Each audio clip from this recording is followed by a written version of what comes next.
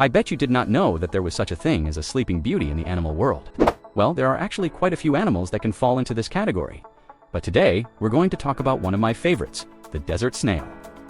This snail just took a longer nap than your entire college career. Seriously. These little guys can be found in the hottest deserts around the world, and they have a pretty unique way of surviving in such a harsh environment.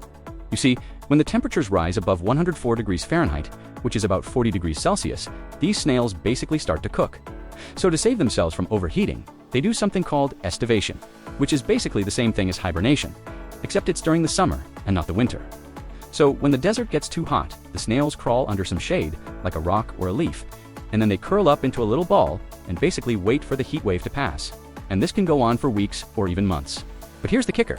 Sometimes these heat waves can last for years.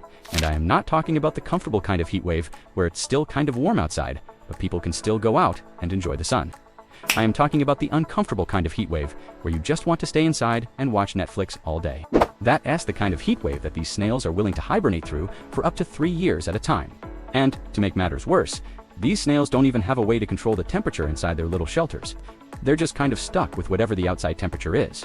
So if a heat wave hits and lasts for 3 years, that's what they gotta work with. But after 3 years, the heat wave eventually ends, and the temperatures start to cool down a bit.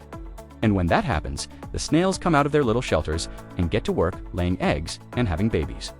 Now, this might sound a little weird, but the snails basically have to race against the heat. The longer they wait to mate, the higher the temperatures get. And the higher the temperatures get, the more likely it is that their eggs will get cooked along with them. So it's kind of like a race against the clock to get those babies made before the heat returns and kills them all. Well, there you have it. If you ever find a snail in your garden, just remember, it could be hibernating for all we know. And if it is, please don't disturb it. It's probably just trying to get some sleep. And who are we to interrupt a good night's sleep?